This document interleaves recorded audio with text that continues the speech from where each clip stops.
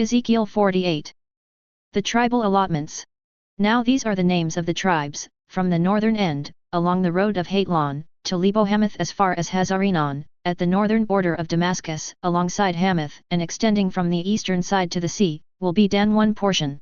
Next to the territory of Dan, from the east side to the west, will be Asher one portion. Next to the territory of Asher, from the east side to the west, will be Naphtali one portion. Next to the territory of Naphtali, from the east side to the west, will be Manasseh one portion. Next to the territory of Manasseh, from the east side to the west, will be Ephraim one portion.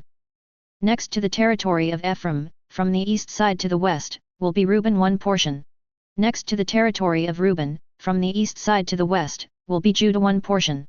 Next to the territory of Judah, from the east side to the west, will be the portion you donate to the Lord, 8 1/3 miles wide, and as long as one of the tribal portions from the east side to the west. The sanctuary will be in the middle of it.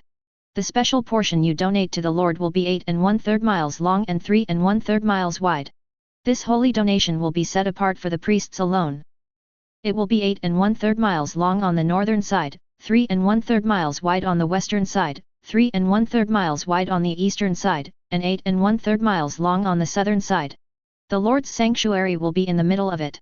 It is for the consecrated priests, the sons of Zadok, who kept my charge and did not go astray as the Levites did when the Israelites went astray. It will be a special donation for them out of the holy donation of the land, a most holy place adjacent to the territory of the Levites. Next to the territory of the priests, the Levites will have an area 8 1/3 miles long and 3 1/3 miles wide. The total length will be 8 1/3 miles and the width 3 1/3 miles. They must not sell or exchange any of it, and they must not transfer this choice part of the land, for it is holy to the Lord. The remaining area, 1 2/3 of a mile wide and 8 1/3 miles long, will be for common use by the city, for both residential and open space. The city will be in the middle of it. These are the city's measurements: 1.5 miles on the north side, 1.5 miles on the south side, 1.5 miles on the east side, and 1.5 miles on the west side. The city's open space will extend 425 feet to the north, 425 feet to the south, 425 feet to the east, and 425 feet to the west. The remainder of the length alongside the holy donation will be 3 1/3 miles to the east and 3 1/3 miles to the west. It will run alongside the holy donation. Its produce will be food for the workers of the city. The city's workers from all the tribes of Israel will cultivate it. The entire donation will be 8 1/3 miles by 8 1/3 miles. You are to set apart the holy donation along with the city property as a square area. The remaining area on both sides of the holy donation and the city property will belong to the prince. He will own the land adjacent to the tribal portions, next to the 8 1/3 miles of the donation as far as the eastern border and next to the 8 1/3 miles of the donation as far as the western border.